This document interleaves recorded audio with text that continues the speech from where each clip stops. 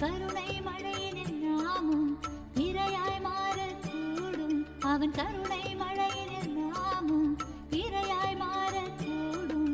சரணம் அடைந்தால் அருள்வான், அவன் சரணம் அடைந்தால் அருள்வான். சரணம் அடைந்தால் அருள்வான், அவன் சரணம் அடைந்தால் அருள்வான். ஜென்ம ஜென்மமாய் செய்த தவமோ உற்ற நண்பனாய் நித்யானந்தனும் வந்து உதித்தான், வந்து உதித்தான்.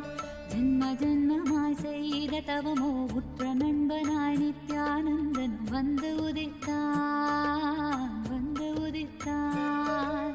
காக்கும் இறையே நட்பின் உருவாய் வந்த களிப்பால் கட்டு கடங்கா மகிழ்வு கொண்டேன், மகிழ்வு கொண்டேன்.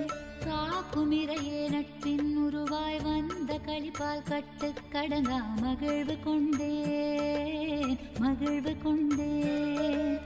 மலை போல் வரும் துயர் யாவையும் நொடி போதினில் பொடியாக்கிட புயலாய் வருவான், துணையென வருவான். ஜென்ம ஜென்மமாய் செய்த தவமோ உற்ற நண்பனாய் நித்யானந்தன் வந்து உதித்தான், வந்து உதித்தான். ஜென்ம ஜென்மமாய் ஜென்ம ஜென்மமாய் ஜென்ம ஜென்மமாய் ஜென்ம ஜென்மமாய் Nithyananda.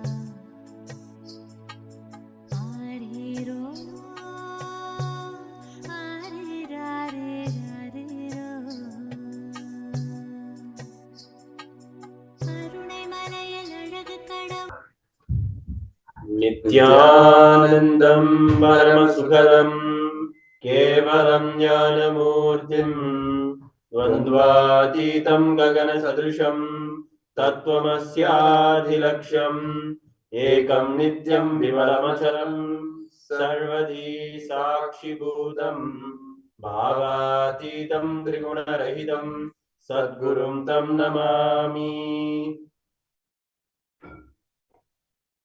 Nithyanandam, we welcome all of you to today's another exciting episode on Nithyananda TV. I am Sri Nithya Brahmasukhananda Maharaj, and we have with us again today Sri Nithya Rajananda Maharaj, co-hosting today's show.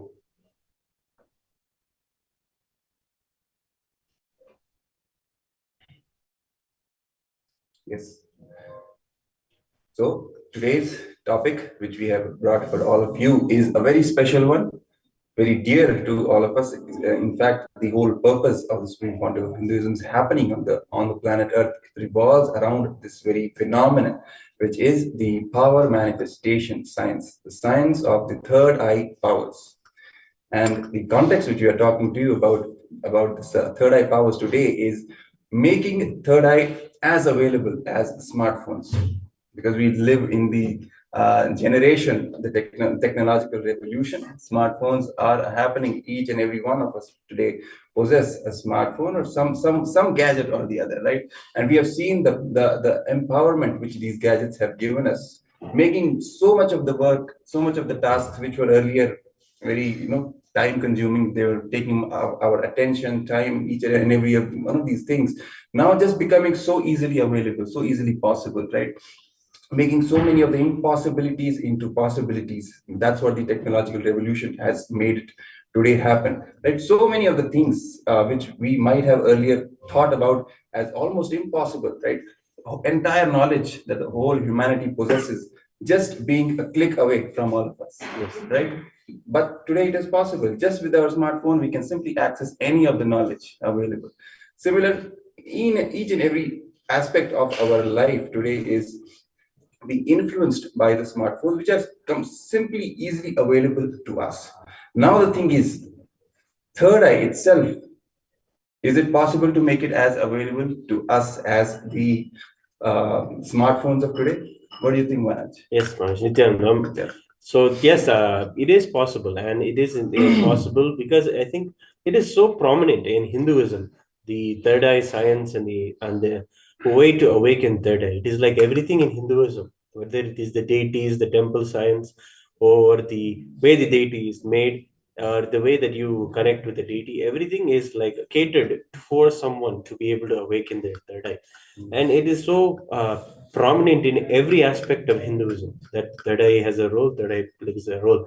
So what the third eye is actually an inner organ that we all have that is helps us have deeper insight and it is basically Paramashiva himself inside of us, and he exists inside of us inside this intra organ, and he manifests through this intra organ to do extraordinary powers and abilities, including these of being able to see blindfolded, being able to see far distance, being able to scan something, be able to see in through something, be able to see the thought current of someone. There are like several powers and hundreds of powers in the agamas itself, but expressing them and showing them, we have all been able to demonstrate it as well with the initiation of the Supreme Quantum of Hinduism. So his goal, his promise was this actually to be able to make third eye power available to everyone as smartphones are available, as the access to the whole internet cosmos, that amount of information that you have access to through the smartphone, that availability, that much amount of access will be given to anybody and everybody, cosmologically speaking, through the third eye, being able to do that. So that is his goal, to be able to explain in a simple terms, and he is making it possible actually. And we see how we are doing the same way you make it a downloadable kind of a thing. Yeah, exactly. That's what I was coming to. Because we've seen in our smartphones what we do. We need something, we want something to happen. Simply download the application which is related to that particular aspect. Download the app and do the job, right? Get the job done and manifest whatever we want to manifest. We need some information we need, or we want to book a ticket, we want to buy something from any corner of the world, anything. It's simply available. We can see what is available in any corner of the world and simply make the payment and buy it, and simply it will be shipped to us right at our doorstep. This whole thing which is being made, it is if the earlier let's say a millennium ago or something like that, people would, if we had given this or told about this to the people, they might have thought this as itself as a power, right? It's a power manifestation, how to make it all possible. But the technology has made it possible, right? Similar to the case with power manifestation science, it's also something like that and much more, right? We cannot just equate it to the technological revolution because it is much more than that. It's at a much higher level. But of course, for the sake of analogy, for examples, we can bring this analogy to explain to people how this whole realm of power manifestation literally opens up our possibilities to completely new planes, new dimensions, which were not yet open to us, or we did not realize they were open to us, right? Similar, and I would also like to talk to you, Maharaj, about one more aspect. When we see more and more people manifesting these powers, right, in the programs, and the Supreme Quantum of Hinduism initiates the people, and left and right we see power manifestations happening, all kinds of powers. Because as we go along, we'll tell there are what 460 or something like that powers which Paramashiva has given in the Agama themselves, right? Officially, scientifically, describing each and every of these powers and how they happen, how to manifest them. It's a proper manual, proper scientific way he explains, right? But the point is that when we see people manifesting these powers left and right, in general, there's a perception, there's a narrative out there that these powers are something like mysticism and occultism, right? Because we have seen some of these psychic abilities also being there in the world today when people are doing something like that, but which is coming from the mind. It's not directly coming from the consciousness, but this narrative being portrayed that it's all some mysticism and occultism. And the Supreme Pontiff of Hinduism has also debunked that the whole narrative. Do you want to share something, put some light on that? This is not mysticism or occultism. It is a sacred science, and he's revealing it from an experiential understanding. Anybody who comes will be able to see that the transformation happens from within and their life changes. It is not an acquisition of something extraordinary that you have, that you can possess to be able to manipulate something or someone. It doesn't have any intention like that. The very person that, or the very intention to manipulate or to possess, those are just very much healed by Paramashiva happening inside you. That is what happens in the Paramashivoham programs. And when these powers are initiated, you are healed from the lower level tendencies of desiring things that are greed or fear based. And then, because of that maturity, you are able to become a vessel, a prayer channel, to be able to, an instrument for Paramashiva to manifest through you. So it is not that if you think in the terms of mysticism or occultism, it is like saying it is for towards higher power or higher intelligence or not. It is a progression, but that is not the initiation from the Guru. The initiation from Paramashiva himself is from enlightenment. Hence, we are initiated to remember we are originally the source. We are originally Paramashiva. And remembering that, in front of that light, in front of that power, that third eye itself, all the incompletions and all the sufferings are burnt away. And in that, no greed, no selfish motive can exist. And because of that, there is a clear demarcation of what is between what the word Shakti and the word Siddhi that is used. The word Siddhi is just to be able to acquire something that is like a yogic or just something as a byproduct of your just the ability to put yourself in a particular breathing pattern or posture. But when it comes to Shakti, it is Paramashiva himself manifesting. It is literally opening the floodgates and letting Paramashiva flow through you, and that is what is the science of power manifestation. Hence, And also, I remember the Supreme Pontiff of Hinduism put this point forward that whatever the definitions of occultism, of mysticism, whatever the definitions out there are, any official this thing, platform where you find these definitions, encyclopedias or whatever, none of those definitions are anywhere close to the Hindu understanding of the words Shaktis or even Siddhis. Not even Siddhi, because the Supreme Pontiff put it in a way that he said that all the definitions are simply just retarded way of putting these things out there. Because, for example, mysticism somehow in some places was described as the experiences one might have when you dissolve in God, right? He pointed out simply the fact that the whole definition of God itself is not as per Hinduism. The whole understanding of God as per the Western tradition, any of the Western traditions, is very limited. It's just creator, operator, and destroyer, right? But Hindu word, Paramashiva, it cannot be equated with God at all, right? So even when you understand the word Paramashiva, it's some much more than the whole understanding of God in the West, right? It's not just creation, operation, sustenance, and destruction. It's delusion and liberation also. And not only the first three, even the first three aspects which the West understands as the creation is not really the creation of Paramashiva, the Srishti.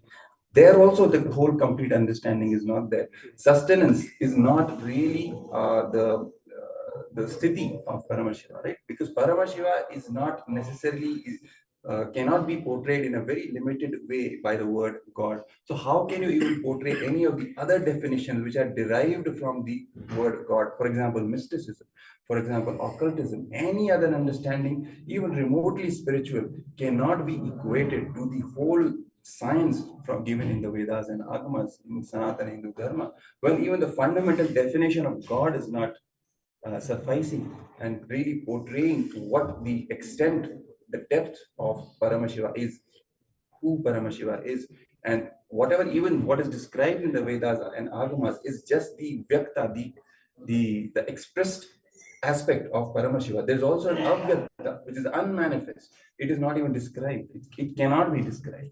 So much of depth, so many angles and dimensions are yet unexplored.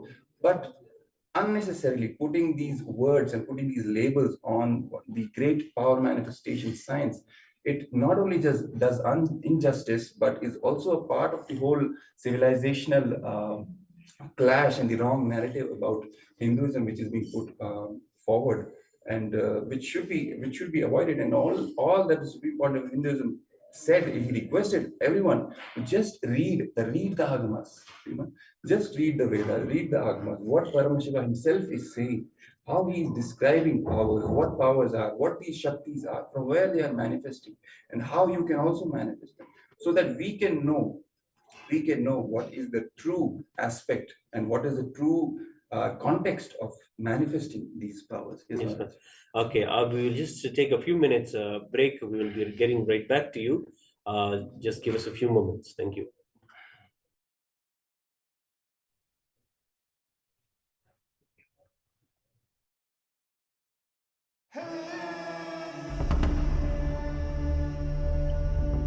The nature of consciousness. The source of awareness.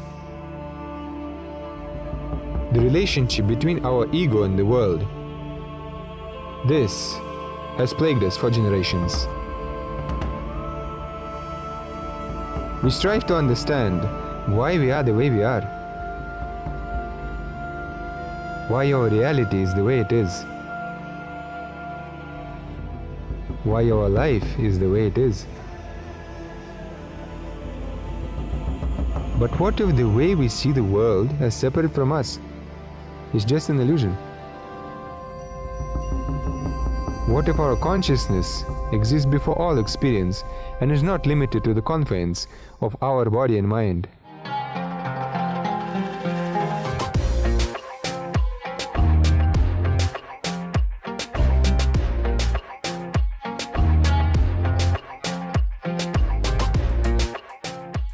Today, what I revealed is practically the whole Hinduism in a nutshell.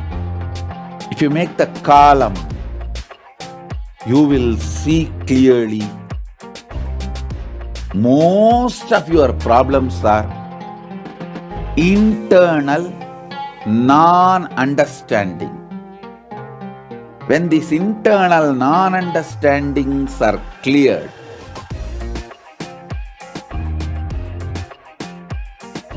life becomes Leela. You just manifest what you want. I'll make this as a realization in you all now through this initiation and darshan of Sadashiva.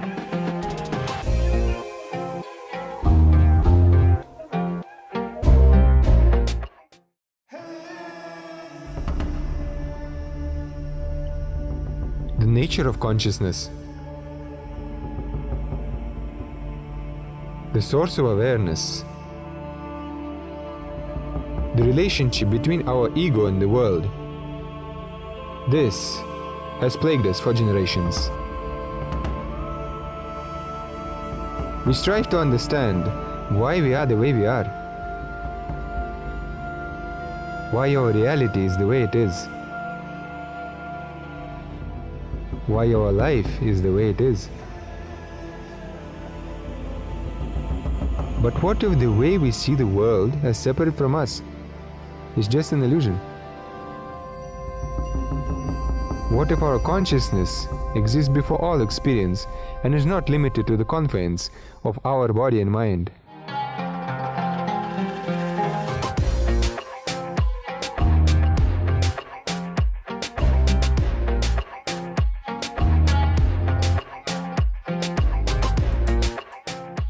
Today, what I revealed is practically the whole Hinduism in a nutshell. If you make the column, you will see clearly most of your problems are internal non-understanding. When these internal non-understandings are cleared,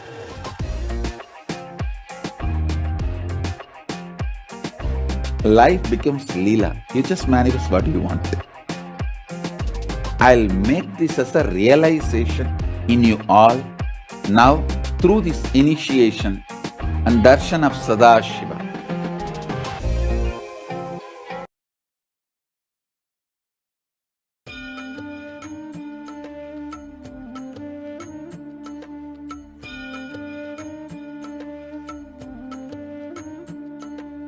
ஜென்ம ஜென்மமாய் செய்த தவமோ உற்ற நண்பனாய் நித்யானந்தனு வந்து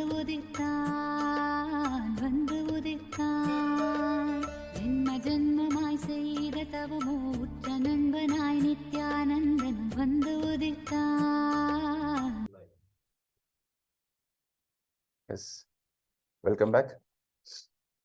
Yes, Maharaj. So we were talking about the power manifestation science and how it is rooted in the Vedas and Agamas, and nothing from the Western definitions, their explanations, even the word mysticism or occulticism, none of those can even scratch the surface when it comes to understanding the whole power manifestation science and everything that is given in the Vedas and Agamas. And that's why the Supreme Pontiff of Hinduism also made this appeal to everyone who was putting these explanations forward about the third eye science, that please read the Vedas and Agamas first, because then only we'll clarify all our misunderstandings, right? Yes, Maharaj. Actually, there's a few examples that I wanted to give to help people understand how everything is already latent inside our scriptures and inside Hinduism.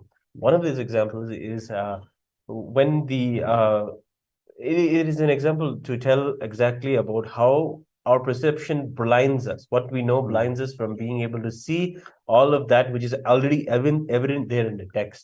And that is something that when the natives of the land of America, when they were seeing the boats, the ships coming towards them, they did not even see the ships. That's the thing. The ships were coming from a long distance. The ships that were coming from the European countries, they were coming from a long distance, and they're objects that the natives have never seen before, not even understand what a boat is. So when they did not even understand that they could not even comprehend such a thing could exist, they literally did not see them.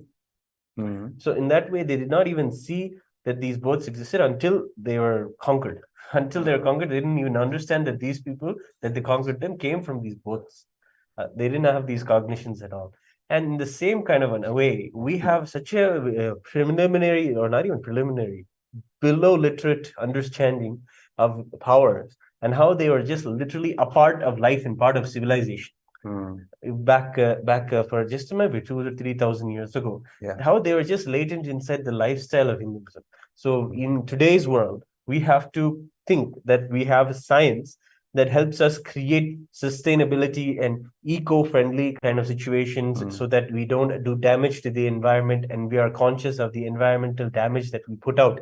This is a science that we are learning. But when it comes to the original agamas, you don't need, or scriptural scriptures, you don't have a separate science that tells you how to not damage the environment, how to be environmentally friendly. You cannot have such a science because the science is already the way the agamas and the pure science or the higher science of Hinduism, or that Hinduism is, the way it is even designed is pro-life, positive. It cannot damage anything in its course of creation or whatever it is that it is teaching us. So in the same way, when someone asks the question, people have asked this question many times also, how do you go eco-friendly according to the scriptures?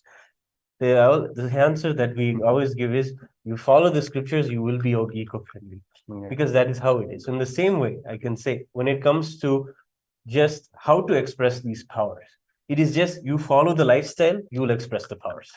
That's the same way you can see, because it is so latent in the whole cognition of yourself, cognition of the world around you, and the cognition of what you do, what is your engagement with the world, how you should engage with the world. All these things are so latent inside the agamas. That is why if you read them, you will be able to have the introduction to understanding that this is a whole lifestyle that's there. It is not like they're going to be like some kind of a powers listed in one big list and say you can express these powers. It's like asking, it's the same kind of question to ask, where's the list of eco-friendly practices that is there in Agama? You won't find such a list. It'll be like, it'll tell you, these are all the ways that Agama says you should live. If you live like this, the environment will prosper, everything will become auspicious. Since you don't even have a cognition of destroying the environment and so the latent third eye powers and the ability to see third eye, ability to see somebody's thought currents, ability to make decisions based off these extraordinary powers is so latent in the very lifestyle of someone, right? Based off for example, the agamas tell how different types of society different people should behave. It also tells what kind of powers they'll be able to manifest. Yes. It is just very latent in the text itself. The person who's able to to see these to have this kind of insight will be able to do these kind of powers. It is just a part of their life. It is a part of a Brahmana's life to be able to have the powers of Sahasravadani, and all the powers of multitasking, multidimensional, to be able to think multiple tasks at the same time. It is really latent in the lifestyle itself. And you'll find that is what the Agama is expecting of you. Because at the level at which the Agama is asking you to prepare something or to do something or to plan for something, for example, some ritual or some festival, you need to be absolutely multitasking and absolutely multidimensional to be able to even comprehend that it is asking you to do 10 things at the same time. Yes. And when Paramashiva is asking us to do 10 things at the same time and giving us an instruction to be able to plan that way, you will just have to understand that it is the power that is expected from you to express that way. And you'll understand that all of this is possible. This very way that the civilization has come to being able to just be blinded to not even be able to see these kind of extraordinary possibilities is the situation today. And unfortunately, as you said, Maharaj, lots of false narratives and atrocity literature has done a great amount of damage of literally wiping out these kind of possibilities from even being able to be comprehended. It is a matter of fantasy books or fantasy movies that people only get to see all these things, and it becomes some kind of an entertainment.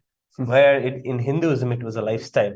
Yes. It was the very life of how someone would be able to fly, be able to turn water from nothing, or a fire from nothing. All these kind of powers were just the lifestyle in Hinduism.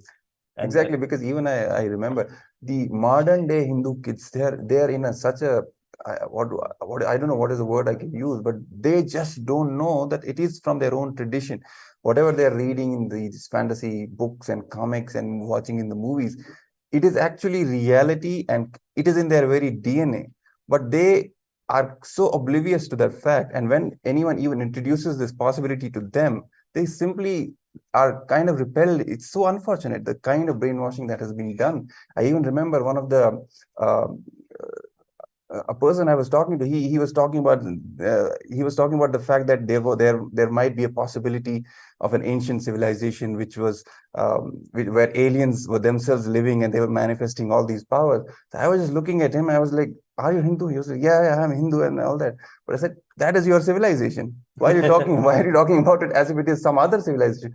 Probably because he watched it in some documentary and they were portraying it that way. But I was just telling him that it is your own civilization, but he was not able to digest that fact. Yeah. It is so unfortunate. The kind of brainwashing, the depth at which this has gone, that even the Hindu kids, at least definitely specifically the modern day Hindu kids, right? They living especially in the urban areas, in the cities, they are so distant. They are literally dragged away from their own roots. Yeah. So they don't even recognize it's all this is possible for them. Now we have to explain it to them. No, this is scientific. This is all, as you said, it's all just a part of the Hindu lifestyle. Nobody has to convince you that it is scientific or it is not scientific or this or that. No, it just becomes natural to you, to your everyday, day-to-day lifestyle, the way you breathe from the morning, from waking up to going to bed. This whole thing just becomes natural lifestyle for you, manifesting powers. And you said, right, 2000 years ago, it's not even 2000 years ago, just 30 to 40 years ago in the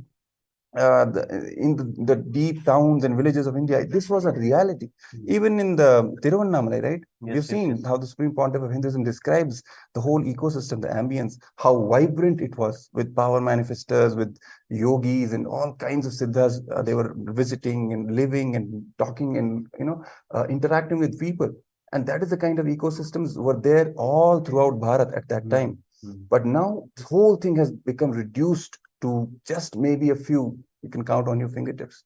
That is a level of destruction that has happened. And that's why the Supreme Pontiff of Hinduism is reviving this science again from the roots itself. Because when the moment he's reviving, again, the same old false narratives are coming to attack, right? Who don't want the science to be revived.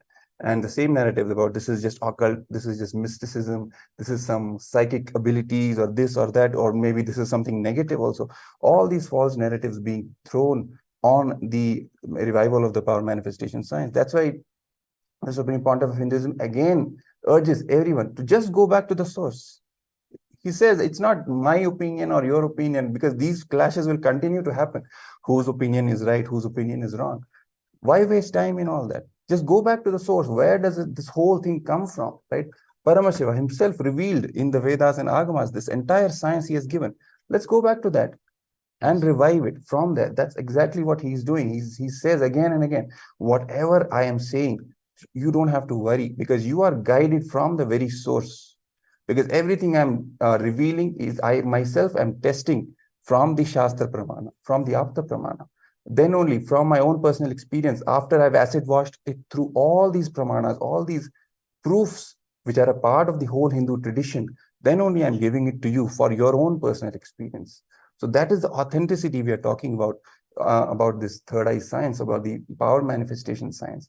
And that's why it becomes more and more important for people to realize the safety and security to imbibe this science, so that they can simply manifest all these powers which are literally latent in them and just need right alignment and right ecosystem for them to manifest.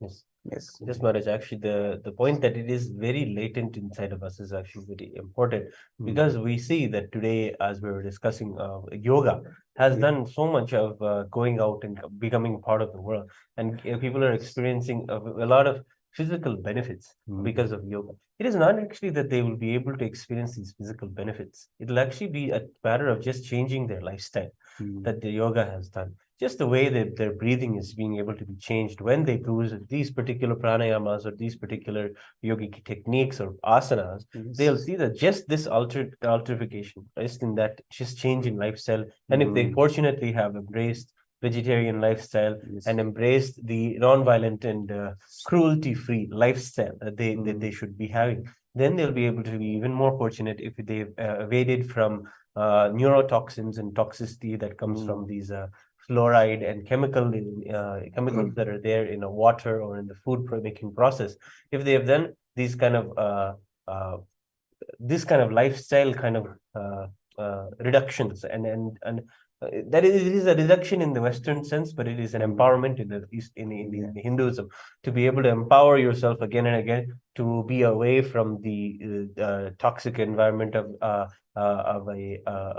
vegetarian kind of a lifestyle, or the toxic environment of being able to be exposed to different kinds of fluoride and all these kind of chemicals that do so much of brain numbing, literally. And just this kind of lifestyle is actually out there already. So the topic that we're having is it going to be as available as smartphone? I would say it is possible, actually. Many people will be able to understand if you have a yoga practice, if you have a regular attending of a yoga session, and you find that those benefits of the yoga has penetrated into other posture. Just a simple posture changing of your spine, just a simple posture changing of aligning yourself to particular yogasanas has done a tremendous benefit to just the way you breathe, just the way you feel throughout the day, just the way you have just more life positivity in your life. All these are actually the benefits of yoga. It is latent in the very yoga practice itself to give you benefits. So as Bhagavan Shri Krishna says, Swalpamas papyasya dharmasya trayate mahadovaya. Just by a little bit practice, if people that have just done asanas in their life, and that's all they know, they just understand that their bodies are capable of doing tremendous amount of being. Actually, the biggest assets of humanity right now are the human beings and their bodies, which have the possibility of invoking such powerful super consciousness and manifesting powers and doing a contribution to the spiritual ecosystem of the world to a level that people will just literally spontaneously start manifesting powers around them the moment you start manifesting it yourself. That's the level at which we can really change the world and community through just power manifestation science. And just I wanted to bring out the point that the fact that many people out there are already even experiencing third eye as a reality in their life, just by sometimes I've seen some of the people that I've met. They have given a beautiful example. I've not known yoga. They'll say they come from the West. They'll say I've never known yoga, but since I was born, since I was young, I've always had a fun time with just making my body like climb around a tree and seeing how I was able to climb the tree. Or I was able to make my body do interesting bends and interesting features that it was like a school competition. We'd go and see which one was the most flexible, and Bishop was able to do these kind of just being able to do these particular yoga postures. People are able to, and then they come to Hinduism. They experience this as their lifestyle. They come to Hinduism and think the way I used to have just enjoy the way that I see how my body would be able to bend and see how I can breathe and how that changes my life. This kind of self experimentation was something that was a big part of my day, my childhood. And then when I came to Swamiji, when I came to the program, I learned about yoga and learned what it does. And it was just basically the same thing I was doing as a kid, but it's kept in a very fun way for way I can use it. And it does so much to me.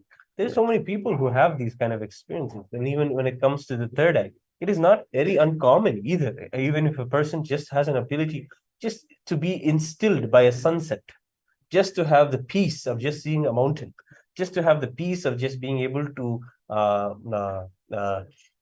be captured by the starry night, whatever it may be. This is not as uncommon as you think. People in their lives love these kind of things. Even they orient their very lives around these kind of things. Yes, they build a house that is having such large windows so they can see the ocean. They'll have the skylight, sky window that they can see the house. So these are very latent inside the culture, but they don't know that these are the very roots of darshana, of being able to take the cosmos as a glimpse and then letting it settle you down, settle into you. These are all just very powerful, and these are powerful experiences people have, but have a tendency to just shoving it under the carpet of something coincidence, something that is a feel good feeling like anything else. Not only that, no, I would say even the whole culture itself does the job of stopping that expression from the very young age also, because as kids, it's much more what you're talking about, the experiences and these kinds of experiences being a part of your life. They are much more there when you're a small kid, right? You've seen indigo children, these kinds of phenomena happening. But where are they after they grow up? They just become numbed and dumbed down by the whole society and the whole culture, which is out there through the help of media and all these things, all these tools which it has mastered now. It knows how to literally destroy all these possibilities, all these capabilities. Even this talk about labeling as mysticism, as occultism. What is this if not just a way to shut down this whole possibility? Let's say a person is starting to experience these things in his life. Instead of a guiding hand to take him to the next steps, give him the real right understanding of what you are really experiencing, what is the depth of it, how, from where is it coming, and what is the next step for you to evolve and grow in this very possibility. Instead of that, just labeling that person as maybe something wrong is going on, the whole possibility is shut down. And also the problem is even people have many people the way that the Supreme Pontiff has helped many people heal from common psychological disorders like autism and different kind of these kind of hereditary things, has shown that the society has come to being able to label people so poorly, to say that this person is a functional part of society, this person is a dysfunctional part of society. That is a fault in the person who created this society, because society that finds that these people are of no use, and hence they need to be treated and having some special care. No, that is not the case at all. So many people, Swamiji has been able to see that the people who have so-called disorders of these autism and learning impairments, this is such violent words they have, but these people were able to grasp the Shastric knowledge and able to really manifest powers beyond what you would think. You think that an intelligence quotient inside of a person is something that has to do with brain. It has nothing to do with rain. It's just a simple amount of what their choices are, what their desires are, and have you catered to them. And a person who expresses these kind of distaste to the way of learning or the conventional way of learning, all these kind of things, these people are doing so much to the world. They have such possibility and capability, and the Supreme Pontiff has proven that the people who are just suffering from learning impairments or these kind of autism, just taking those people and just making them express third eye to a level where nobody is able to even comprehend that such people can do. How this person is able to speak suddenly, clearly, fluently, that is just a byproduct. The ability to just manifest the powers and ensure that they can have a conscious breakthrough in their life and do things extraordinarily. That is the amazement, that a part of the people of society who are labeled as dysfunctional, need to be having special care, are taken and being able to be kept as the highest scientific output Specimens. of Hindu science. Is this the whole transformation, this whole metamorphosis? It's actually only possible by That is the something Supreme which is Pontiff. natural to Paramashiva, isn't Yes, it? yes. Taking something which the society is completely discarded and making that as Yes, jewel. yes. Rudraksha, making them as ornaments. Bhasma. Yes. Yeah, these are all the things. This is his economy. That is what the Supreme Pontiff says again and again. He doesn't have the treasure things. He makes what he's the Supreme Pontiff also does, the Ishana, who takes that is which is Recycles everything. recycles everything, and even the people who you would even think that have no use to society, but taking them and giving them the highest power, because that is the way they are. You just have to cater to their particular karma, their particular the karma, attend to that, give that, and then they'll be able to manifest extraordinary powers. Yes. So whole sciences of Panini, whole sciences of Sanskrit knowledge can be downloaded into a kid who is unfortunately labeled as autistic or dyslexic by the society. Just having those possibilities, and I think the growing cases of those we should present the statistics again, Maharaj, about the growing number of kids who are being labeled as ADHD and oh my God, I feel even in my experience growing up in America, seeing the amount of kids that I had telling me that they had ADHD was increasing every grade, every year that I went to. I'm like, the thing that happens unfortunately with kids is the moment that they have an incompletion with their studies, the moment they feel, oh, I am not able to learn this particular concept in math correctly, they immediately associate themselves with a disorder. Some disorder. There's something that's so unfortunate. They don't have the breathing room to associate, or the ecosystems for them to associate with the environment and ecosystem that you were mentioning, Mahesh, that Swamiji had. When he was growing up, he had the environment of higher possibilities, not lower possibilities. He never came across a depressed person. He never came across a person who says, I am dyslexic, I have a lower, like a robot speaking. He never came across these kind of people. He came across power manifesting gurus. And even the world, how you can imagine Tirunamalai, as you're saying, Maharaj, just 30 years ago, is something that we have to be able to capsulate and show the world that it was literally like a Hogwarts, literally like a magic school where someone can come and learn so much. That's what he's trying to recreate. He's trying to recreate that whole ecosystem of the Tiruvannamalai. That's what Kailasa is. He himself has spoken it again and again. That Kailasa is nothing but my recreation, reproducing the whole Tiruvannamalai ecosystem, the power manifesting ecosystem, which preserves the entire Guru Parampara and keeps on initiating people and keeping that whole science of Sanatana Hindu Dharma alive on planet Earth and making the incarnations happening again and again. That's what the whole science is. And unfortunately, just 20 to 30 years, Maharaj, we are not talking about centuries also, just a few decades, the rate at which the destruction has happened, it is very alarming, and we have to address this. How in such a short span of time, this whole science has been literally reduced to just some fairy tales, right? We have to address this situation, and only then we will even be able to talk about a solution, because even we would invite all our viewers to put out your comments, your opinions, whatever you have experienced.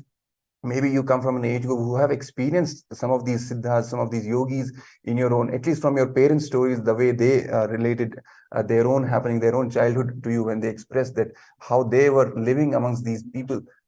Only by putting out all this knowledge, and then only we can discuss and arrive at some solution and how it has happened, how this destruction has happened, and how the revival of this ecosystem is so important for us Hindus today, not just for Hindus, for the entire globe, entire world, because the power manifestation science is is the only way the entire Earth, planet Earth, is going to survive, is only going to thrive. Because if you take the whole science of enlightenment away, planet Earth will be destroyed, unfortunately. That is the fact. And we have to do something to revive this science. And that's exactly what the Supreme Pontiff of Hinduism is doing by making the third eye science, third eye powers, as easily available as our smartphones. Right? That's what the whole thing it really boils down to. It's just a way of expressing. Basically, it just becomes as easy for you as breathing. It becomes your very lifestyle, right? And it is not like all these have not been captured on video or put on out. Like there are so many videos of yogis demonstrating the powers in front of control situations, in front of top broadcasting global channels. They have demonstrated these and shown these, and there's so many hundreds and thousands of videos just explaining how that these powers are capable of the yogis who come and show their powers in the Kumbh Melas. There are hundreds of videos on that, and even so many videos on the miracles done by many of the enlightened people in Hinduism. Just with the wave of their hand, they're able to produce kumkum, bhasma, and materialize objects out of thin air. Even for me personally, Maharaj, growing up, I have growing up in an environment, an ecosystem that had several gurus in our life. You can even just have the understanding that materialization is possible. I have been able to see that there's some sacred sites and places just inside the just around your locality. Just go there, you'll see honey materializing from a picture.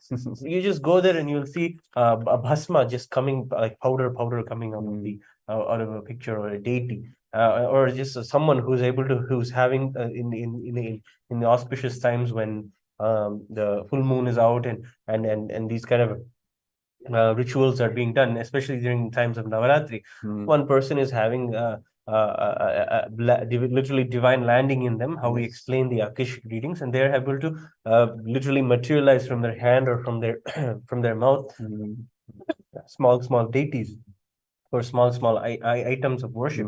These are all things that I myself have grown up around. And these are things that I have been exposed to just in the last 10 years or 20 years. Just seeing that these are all possibilities, and it's just a selection of the supernatural selection, I guess, of being able to be fortunate to be in and around the gurus and the spiritual sciences and all these kind of higher thinking people who come from the indigenous parts of the cultures, which these cultures have to be kept alive, because it is only in these pockets of these indigenous cultures that this kind of a lifestyle, what I was just describing, of just powers just being like as we use a cell phone, is out there in the world, just as easy as that, as accessible as that. There are indigenous cultures who have these kind of things. Just to explain, even wanted to give this example since the beginning of this discussion, but Raghupati Yogi, Swamiji's own guru in yogi, he was able to fly. Literally, the Supreme Pontiff tells us that he's able to fly. He would just literally have the technique of taking in oxygen, and he'd tie a copper brace around his chest, and then he'll release. When he releases, he'll untie. First, he'll tie, and then he'll float. And then he'll release the copper, and then he'll be able to move. So literally like that, the Supreme Pontiff has seen and has grown up with these. He is like I can say someone who has come from a completely different world in a different dimension. If someone has come from a different planet and come from a different dimension and different space-time continuum in itself and come and put it in front of us, that is what the Supreme Pontiff of Hinduism is. There's the whole possibilities in the way how he was exposed to the world of powers, how he was exposed to, or just part of the world of having powers as a natural part of your existence, as a day-to-day kind of thing. That is the world from which he has grown up and he's brought up in Tirunamala, and it is an extraordinary world that gives enlightenment and that comes from that source. And from that, he's literally creating that same kind of a possibility again in Kailasa for those who are wanting that kind of an experience. And again, we should be able to again and again tell that if you have Hindu background, if you come from a Hindu origin, you're very fortunate. You can express these powers in a way that it'll be not so as easy for another person. But it can be possible if you just had also maybe a little bit of experience of doing yoga, maybe once a week or just once a day, or have a yoga practice in yourself, just to see how your life is transformed, to see where your life has come. You can really see that how the initiation of the Guru has brought you to being able to see your life, and you can take this opportunity now to connect with the Paramashivoham program. There's a QR code in the there's a link below for Paramashivoham.org, where you can go and register for the programs and get initiated and see exactly how you and your experience in yoga, or your spiritual experiences, that sometimes you may even have had to hide from people, and you really find it's true. Sometimes we find that to be true. It is a place where you have had something powerful happen to you when you were a child. Maybe when you were out in the forest, or when you were seeing something, you got very scared. It's not. It's very natural to be scared. In fact, the Supreme Pontiff Hinduism is an example of someone who got scared immediately as soon as the 360-degree experience happened to him. He felt absolutely insecure, but he had the guidance of the Guru. He had Mataji Kupamal to come to him and tell him, this is not something that you are possessed by some kind of ghost. You're just possessed by God. That is what she told him. And she gave the clarity, the guidance, and the healing, and the understanding that this is natural, and this is something that is part of everyday life, and you have been gifted. That is a beautiful thing. And teaching it to you and showing it to you as a possibility, something extraordinary you have. I think this is the word, Maharaj. People every day feel they have something extraordinary inside them.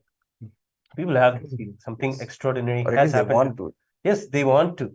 See, they even have they have a want because they may have had a glimpse. If they're living in a lifestyle that is comparative. It's innate in all of us, Maharaj. We Yes. are Paramashiva ultimately. That is the whole drive, the innate drive, which again and again pushes us and pulls us towards that experience and even that desire to be extraordinary. Yes. Right? So it is that anybody who has experienced that there is something extraordinary in their life, but they don't know how to handle it, or if they've been taught to handle it in some kind of a suppression or some kind of a fearful way or a negative way, that has to be healed. That has to be again kindled and shown how that was the original narrative of what their life could have been and can be.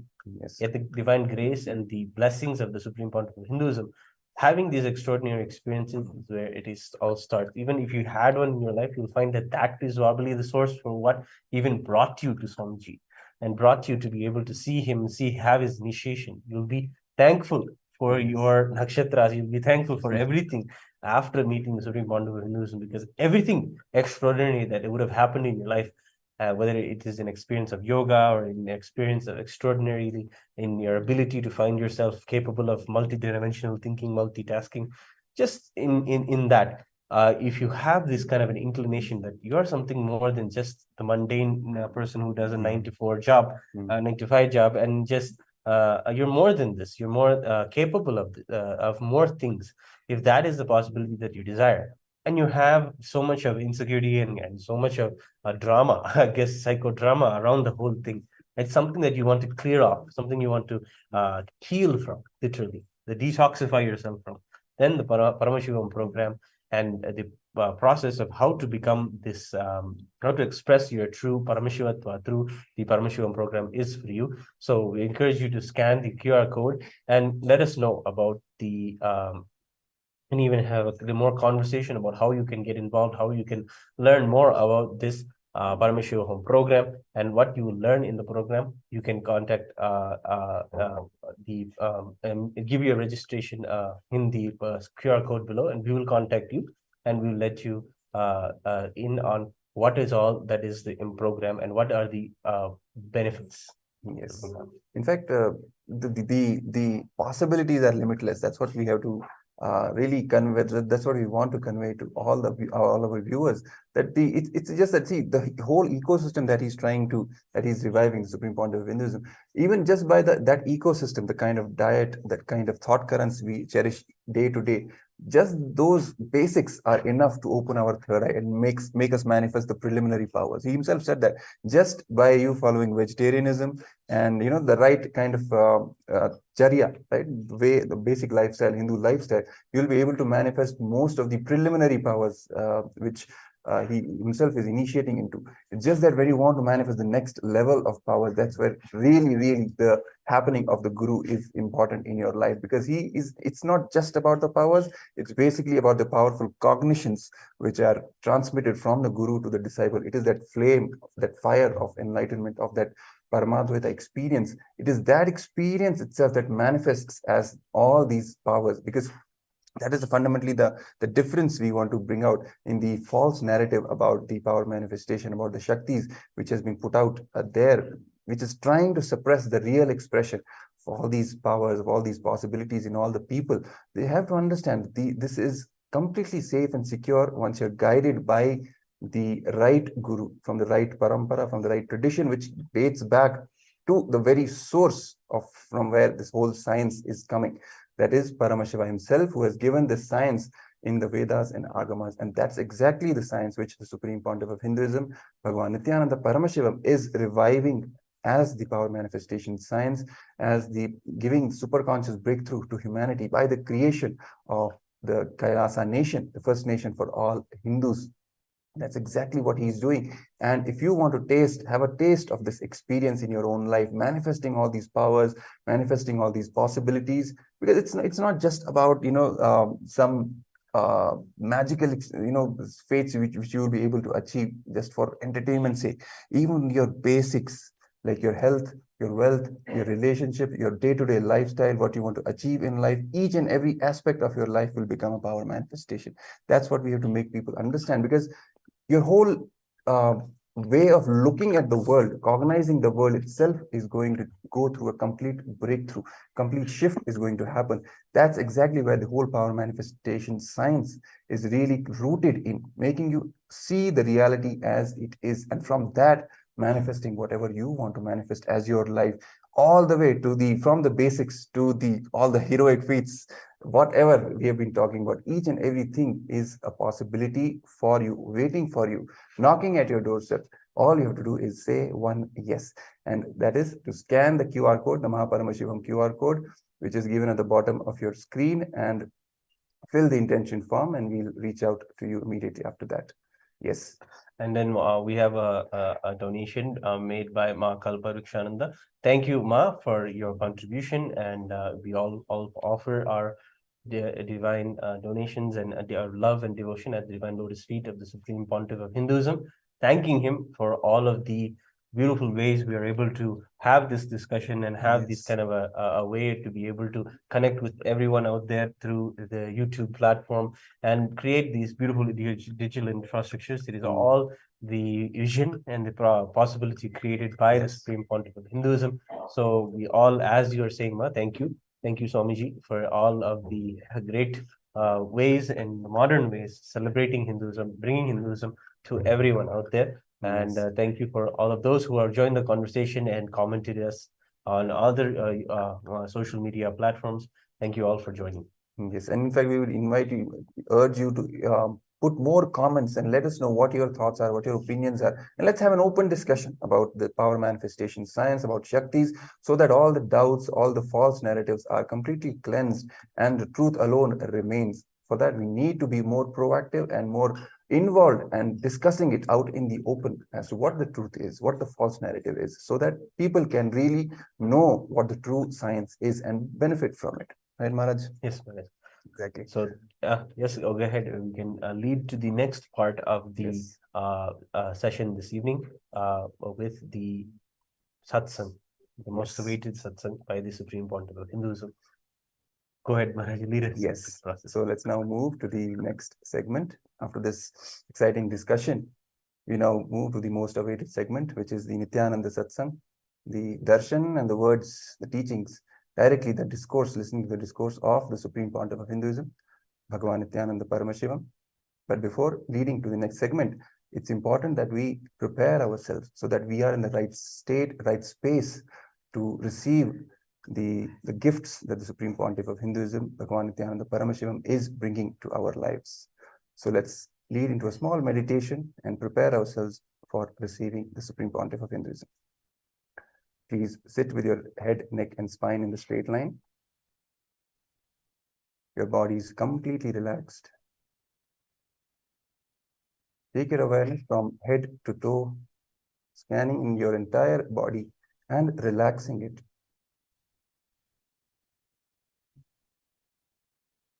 Breathe deeply and slowly.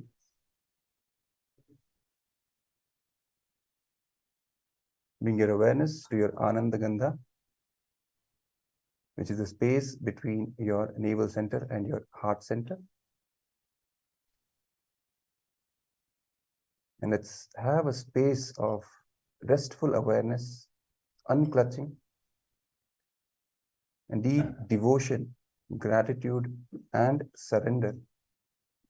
Surrendering everything that we think we are, surrendering our entire identity at the divine lotus feet of the Supreme Pontiff of Hinduism, Bhagavan Nithyananda Paramashivam.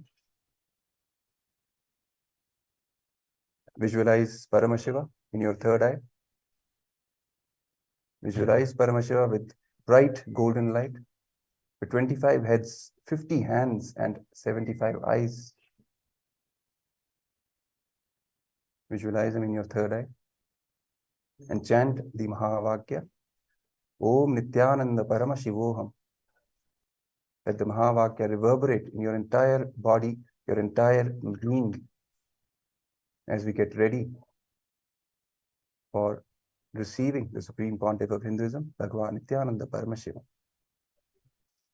So let's now chant the Mahavakya. Om Nithyananda Paramashivoham. Om Nithyananda Paramashivoham. Om Nithyananda Paramashivoham.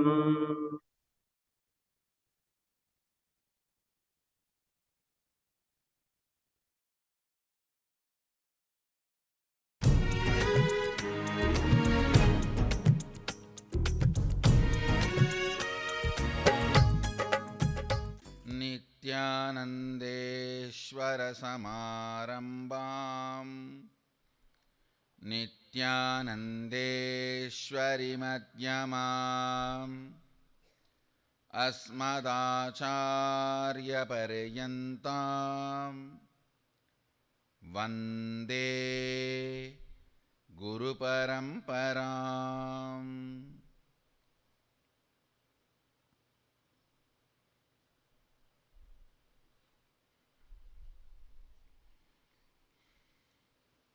I welcome you all with my love and respect. I welcome all the devotees, disciples, Samajis, Satsangis, Nitya Satsangis, Sarvanyapeta Yajamans, Srimahans, Mahans, Kotaris, Tanedars, visitors, viewers, subscribers, YouTube subscribers, everyone sitting with us through Nithyananda TV, Facebook Live, YouTube Live, two-way video conferencing, having Nayanadiksha all over the world. Today, Mahaganapati is gracing all of us on Swarna Gajavagana, golden elephant vehicle in Sarvalankara. Sarvalankara means the kavacha, jewelry, mala. Please understand, kavacha, jewelry, mala, head to toe, fully jeweled, sandalwood, perfume, everything, sangaya, sa ayudaya, sa vahanaya, sa parshadaya, with all the paraphernalia. When he graces, it's called Sarvalankara. Today, he is gracing in Sarvalankara. I think sandal and incense, sandal and perfume need to be done. Almost Sarvalankara. Let's have his blessings, then enter into the satsang. Om Ekadantaya Vidmahe Vakratundaya Dhimahi Tanno Nandi Prachodayat. Om Ekadantaya Vidmahe Vakratundaya Dhimahi Tanno Nandi Prachodayat. Om Ekadantaya Vidmahe Vakratundaya Dhimahi Tanno Nandi Prachodayat. Om Rajadi Rajaya Prasanya Sahine Namo Vayam Vai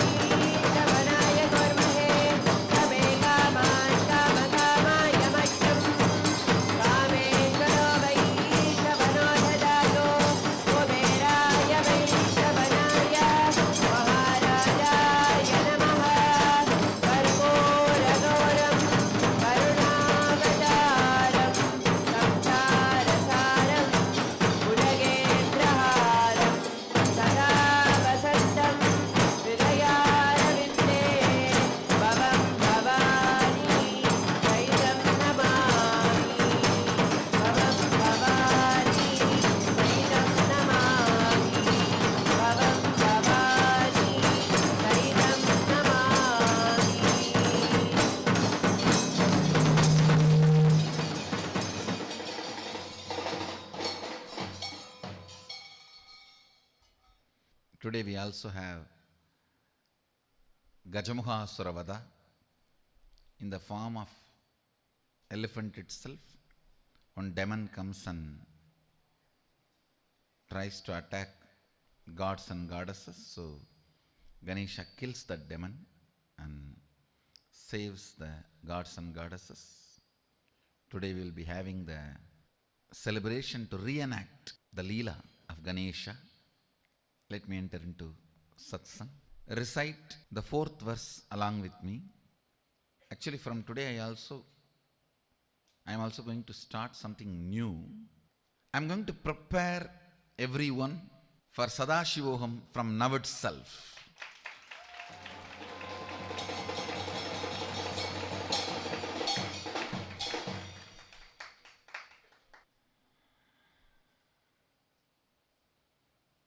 Not only on just Sundays, on living Shuddhadvaitam process, even every day, all the days I come for satsang, I am going to be supporting and preparing all of you for Sadashivoham 2016.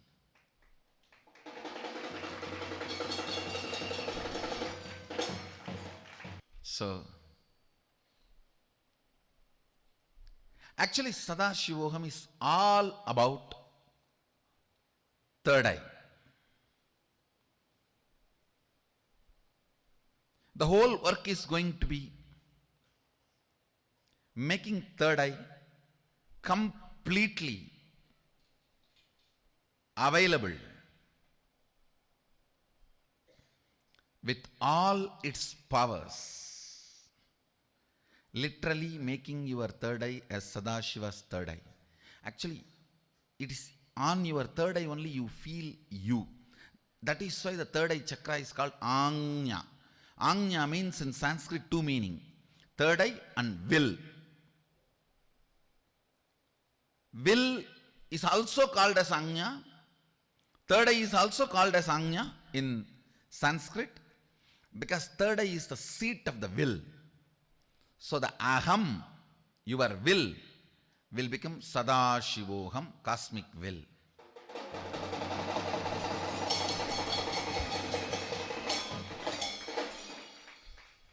So the whole work is to make you experience the Aham, your will, into Sadashivoham, cosmic will.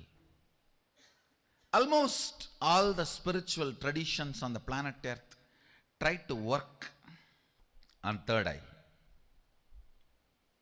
But only, I can say, not out of any arrogance, pride or anything.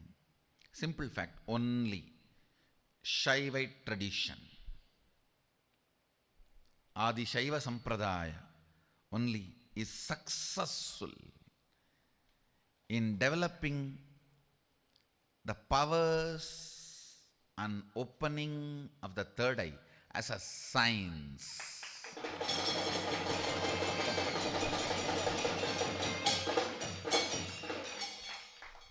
In some other traditions, there were some accidental openings. People stumble upon. Accidentally, it opens to them partially, little, or a flickering. But Adishaiva Sampradaya, Sadashiva, not only opened it completely, he developed clearly this whole thing as a science and presented it to us. He made the whole thing. He revealed the whole thing as a science and presented it to all of us. The most authentic, original source of the third eye, source of the third eye awakening science, Sadashiva. From all the agamas revealed by Sadashiva, 64 which is popular in the north and 28 which is popular in the south, other 7 which is popular in the middle, the Madhya Pradesh area of India. All these complete works of Sadashiva, from complete works of Sadashiva, whatever methodology signs available for third eye, on third eye, about third eye, you will be experiencing it in Sadashivoham.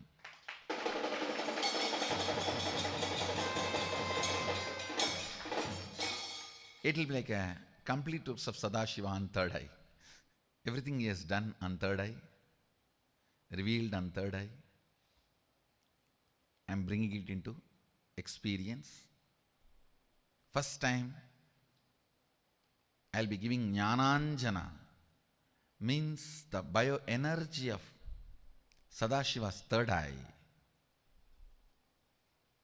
to all the participants.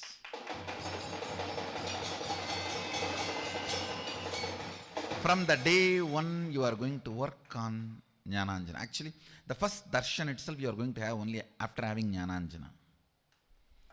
Only with Jnananjana you are going to have a first darshan of Sadashivoham 2016.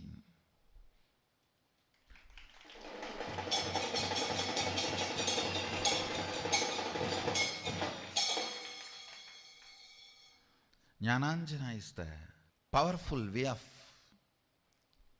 transmitting a bioenergy of the enlightened third eye to your third eyes, so that your third eyes can open up. It is like a transmission of the lamp. Transmission of the lamp and jumping of the flame. As long as Jnananjana is on your third eye, it is equivalent to continuous energy darshan. It is continuous energy darshan.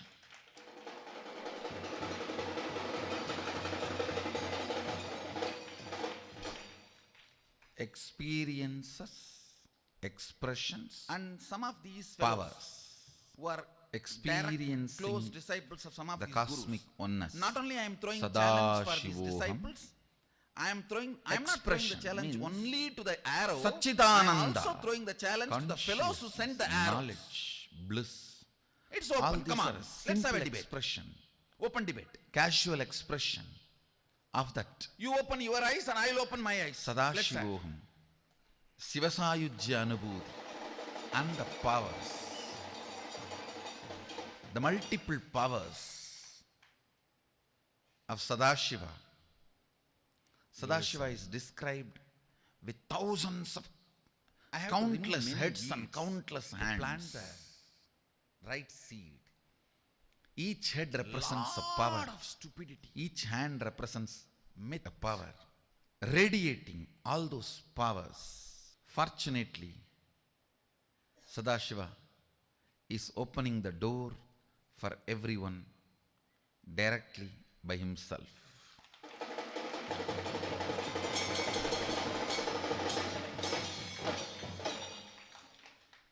If you think nothing will work for you, how much ever Swamiji may give, I have to be prepared to receive.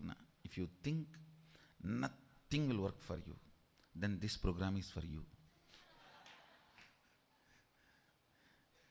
Because it is going to be a challenge between you and Sadashiva. More thicker the pattern is, more stronger the power is going to be. More thicker your pattern is, more grander the power going to express, because the whole science is from pattern to power.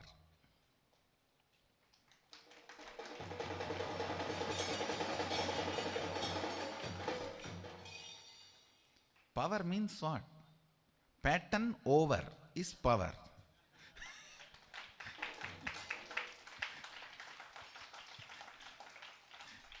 P over is power. Unless the power manifests, pattern is not completely complete. Only when the fruit with the seed happens, the original seed of the tree is complete. When you put a seed, it has to give a fruit with the same seed. Only then the seed is complete. Same way, all pattern will be complete only when it expresses as power. Not before. Not before. power. I have a question from YouTube viewer. Swamiji, how do I open my third eye? First thing I want to tell you, third eye can be opened. Second thing I want to tell you, for the sake of God, please open it.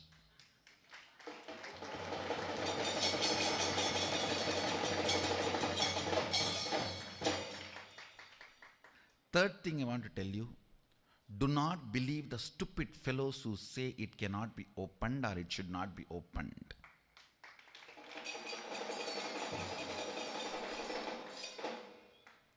Do not believe the stupid fellows who say it should not be opened. In Indian nursery schools, there is one story. Fox goes to a grapes garden. The grapes are a little high. The fox jumps,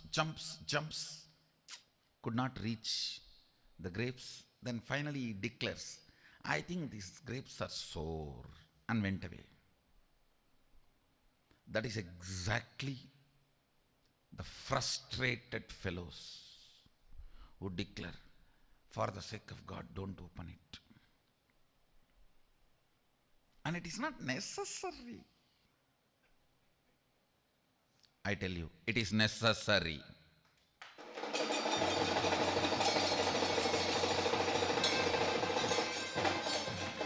Second, it is possible.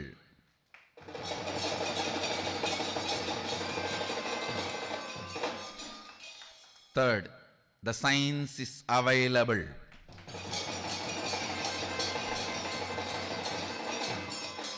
Fourth, I experienced it.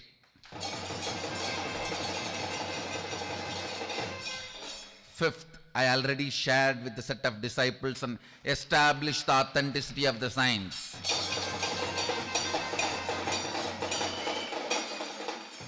Sixth, I can give you.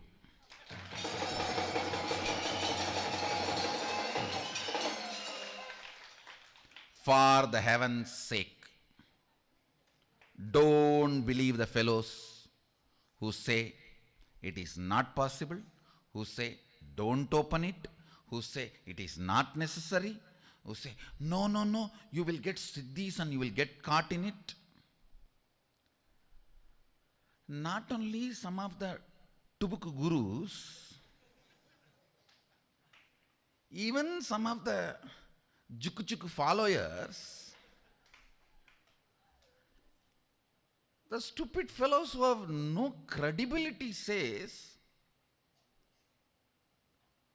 if you open third eye, you will get extraordinary siddhis and you will get stuck. You will not be enlightened. Okay.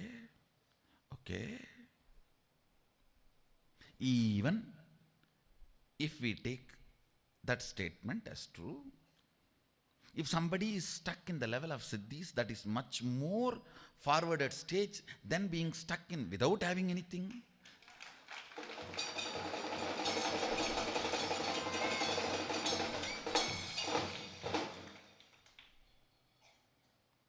Only if you had a siddhi and renounced it for the sake of enlightenment, you have a right to talk about having siddhi and getting stuck. Otherwise,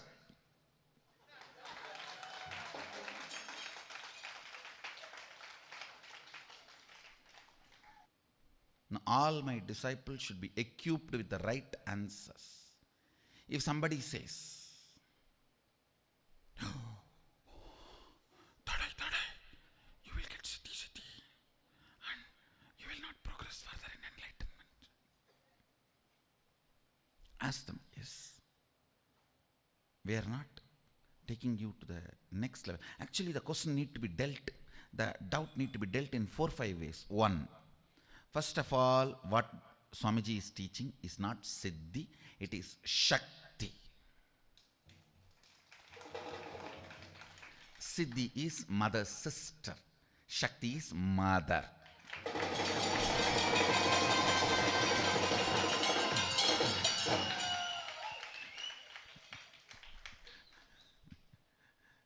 Listen. That's the first thing. The second thing, let's talk to you in your logic, because I don't think you will be able to come to our logic. We will talk to you in your logic. Okay. Have you had siddhis and experienced that is stopping you from enlightenment and pulling you to the other side? Like Ramba, Menaka, Urvasi in front of Vishwamitra? If you have really faced that situation, then come and talk. Oh, I had said this and I gave it away. I gave it upon it to have enlightenment. Then come and talk. Otherwise,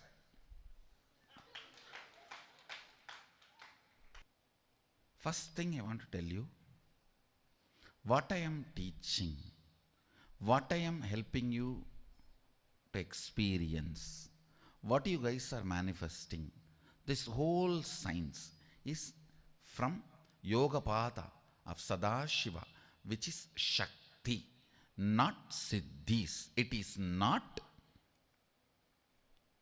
the Siddhis described by Patanjali in Patanjali Yoga Sutras. The method of Ashtanga Yoga is different. The methodology of Shashtanga Yoga is different. In Shashtanga Yoga of Sadashiva, the very basis, context, understanding is different. And the way we begin the journey is different. The way we manifest powers is different. Listen. I have to remove many weeds to plant the right seed. Lot of stupidity, myth, wrong information, false information, lies told about the third eye. The fellows who neither know the science nor interested to know the science are capable of knowing the science go on saying, oh, that grapes are sour. I tell you, I have very good, sweet seed grapes. Don't get cheated by somebody who says, that grapes are sour. The science is available for the whole humanity. I tell you, it's a gift I give it to my disciples for the love they carry for me.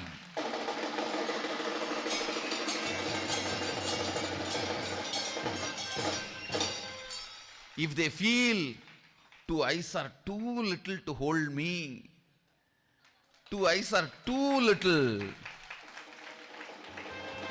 how can I hold you just in these 2 eyes? It is getting overwhelmed. Then I say, all right, have. Divyam dadami te chakshu.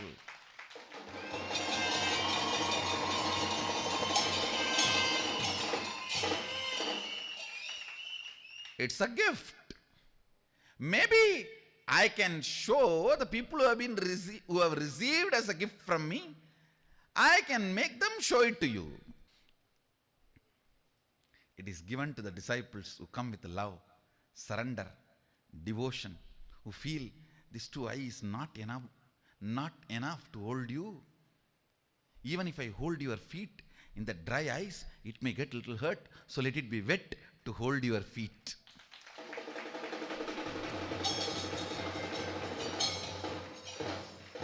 People who hold the feet with 2 eyes which is wet with the bliss tears and feel the 2 eyes are not enough, then it is given as a gift. Divyam datami te chakshu. Have it. Enjoy it. And I am also declaring, whoever wants to learn, experience third eye, from today I am starting a series of sessions on awakening third eye and manifesting Sadashiva through your third eye. With the grace of Sadashiva,